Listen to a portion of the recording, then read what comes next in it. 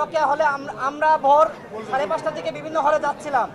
তো প্রথমত আমরা প্রমাণ হলে যাই, সেখানে আমাদেরকে বাধা দেওয়া হয়, আমাদেরকে কিছুতেই ঢুকতে দেবে না এরকম একটা কথা ছাত্রলীগ বলে। পরবর্তীতে সেখানকার প্রভোস্ট এসে আমাদেরকে ভিতরে নিয়ে যায় এবং আমরা ভিতরে তাদের সার্বিক অবস্থা দেখে আসি। এর পরবর্তীতে আমরা বিভিন্ন হলে যাই। লাস্ট পর্যায়ে আমরা রোকেয়া হলে ঢুকি। মূলত আমাদের কাছে অভিযোগ এসেছিল যে রোকেয়া হলে মোট 9টা বক্স দিয়েছে, এর মধ্যে 6টা বক্স দেখানো হয়েছে এবং 3টি বক্স দেখানো হয়নি।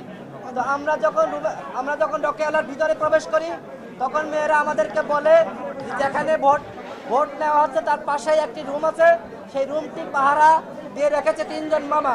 তো আমরা যখন প্রবেশ ম্যামের সাথে কথা বলতে যাব, তার পাশেই মামারা দাঁড়িয়েছিল, মামাদের সাথে কথা বললাম, বললো যে ম্যাম আমাদের বলেছে পাহারা দিতে। এর পরবর্তীতে আমরা দেখি যে 3টা তালা ঝুলানো। এর পরবর্তীতে ম্যাম এসে আমাদেরকে বাধা সৃষ্টি করে, বিভিন্নভাবে তিনি আমাদেরকে হেনস্থা করে।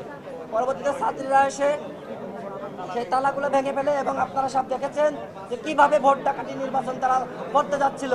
আমরা বাংলাদেশ সাধারণ ছাত্র অধিকার এবং অন্যান্য যে সকল সংগঠন আছে, আমাদের আহ্বায়ক এখানে উপস্থিত আছে, আমরা সম্মিলিতভাবে সিদ্ধান্ত নিয়েছি এই নির্বাচনের সাথে আমরা নতুন করে একটা নির্বাচন চাই।